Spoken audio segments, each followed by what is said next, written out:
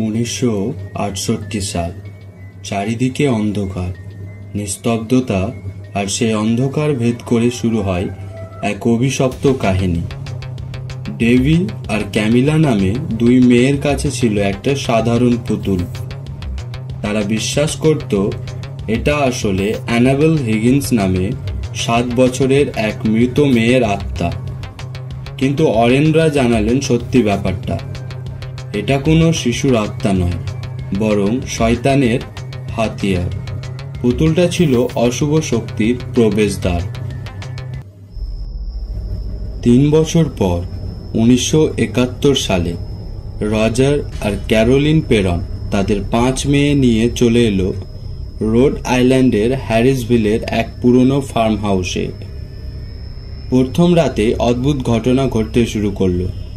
তাদের কুকুর স্যাডি ভেতরে ঢুকতে অস্বীকৃতি জানালো। কয়েকদিনের মধ্যেই প্রতিটি ঘড়ি ভোর 3:07 থেমে যেত। ক্যারোলিন প্রতিদিন সকালে শরীরে নতুন নতুন ক্ষত নিয়ে জেগে উঠত। আর একদিন উঠোনে পাওয়া গেল সেই কুকুরের মৃতদেহ। পরিবার বুঝল এ বাড়ি মোটেই সাধারণ নয়। ভয় পেয়ে ক্যারোলিন যোগাযোগ করল এড এবং লরেন ওয়ারেনের সাথে। প্রাথমিক তদন্তেই লরেন দেখতে পেলেন একটা কালো, দমবন্ধ করা সত্তা ইতিমধ্যে পরিবারটার সাথে জড়িয়ে গেছে। তারা যতই পালানোর চেষ্টা করুক, মুক্তি নেই। ওয়ারেনরা প্রমাণ সংগ্রহ শুরু করলো। গবেষণায় বেরিয়ে এলো আসল ভয়। এই জমি একসময় ছিল বাথশেবা শেরম্যান নামে এক মহিলা। অভিযুক্ত ডাইনি, শয়তানবাদী। সে নিজের শিশু সন্তানকে শয়তানের কাছে উৎসর্গ করেছিল।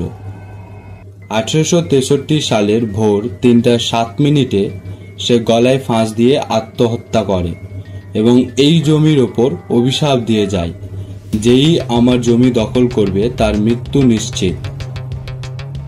এরপর থেকেই এখানে অসংখ্য খুন, আত্মহত্যা আর অজানা মৃত্যু ঘটতে থাকে। ধীরে ধীরে স্পষ্ট হলো বাথশেবার লক্ষ্য হচ্ছে ক্যারোলিন। সে চায় ক্যারোলিনকে অধিকার করে তার সন্তানদের হত্যা করাতে। লরেন অতীতের এক ভয়ঙ্কর দৃশ্য দেখলেন।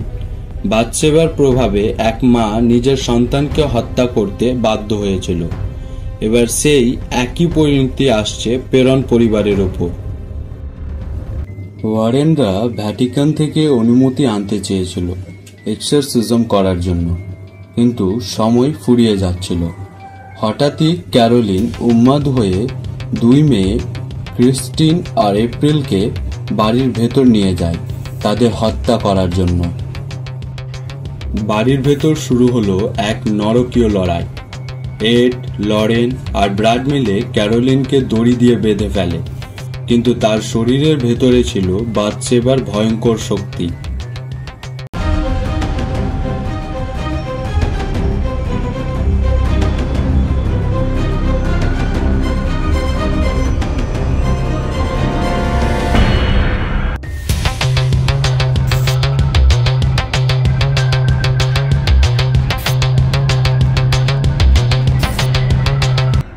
এড নিজে এক্সরসিজম শুরু করে। ঘর কাঁপতে থাকে, আলো নিভে যায় আর ভেতরে মৃত্যুর গন্ধ ভেসে আসে।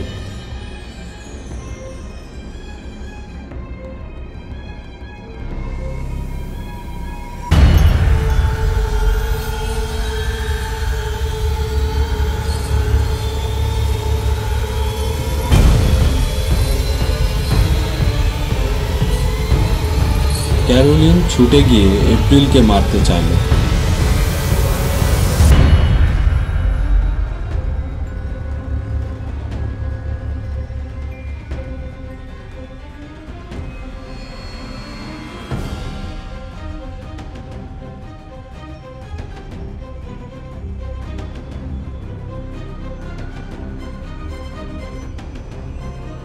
কিন্তু সেই মুহূর্তে লরেন তাকে তার পরিবারের সুন্দর স্মৃতি মনে করিয়ে দিলেন।